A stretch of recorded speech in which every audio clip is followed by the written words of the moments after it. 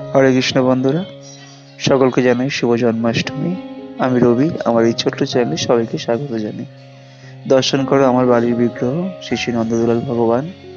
তো আজকে যেহেতু গোপালের জন্মাষ্টমী, তো সকলে কিছু না কিছু পদ বানাচ্ছে।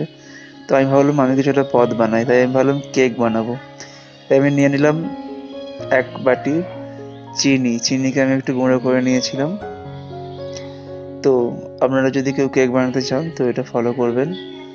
তো আমি তারপর দিয়ে দেবো ওই বাটিরই পৌনে এক বাটি সাদা তেল, আর 1.5 বাটির মতো ময়দা। তো ময়দাটা ভালো করে গুঁড়ো করে চেলে নিতে হবে, যাতে কোনো রকম দানা দানা না থাকে। তো আমি তিনটে এখন মিক্সড করব, ভালো করে মিক্সড করলাম। মা একটু সাহায্য করছিল আমাকে, হ্যাঁ, কারণ প্রথম প্রথম তো আমি একটু অসুবিধা হচ্ছিল। তো তারপরে দিয়ে দেবো ওই বাটিরই 1 বাটি দুধ। তো দুধটা দিয়ে ভালো করে ব্যাটারটা এইভাবে মিশ্রণ করতে অতক্ষণ এইভাবে পড়ে। তো এরপরে আমরা এতে দিয়ে দেবো 1.5 চামচের মতো ভ্যানিলা এসেন্স।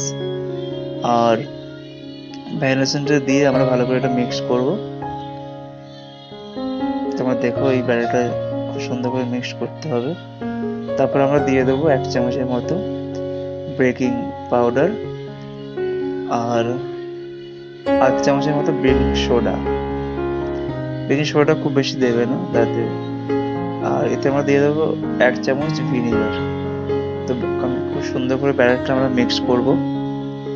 তো মিক্স করে আমরা দিয়ে দেবো 1 চামচের মতো লেবুর রস, এবং দিয়ে সুন্দরভাবে ব্যাটারটা মিক্স করতে হবে।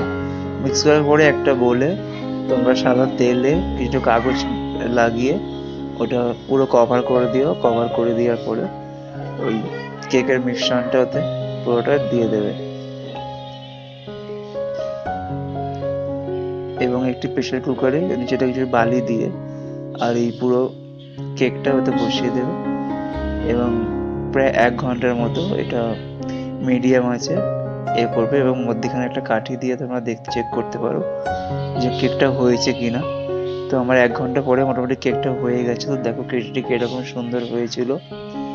যেহেতু প্রথমবার করেছি হয়তো কিছু একটু ভুল ত্রুটি ছিল, বাট তারপরে আমরা ভগবানকে নিবেদন করলাম। হরে কৃষ্ণ।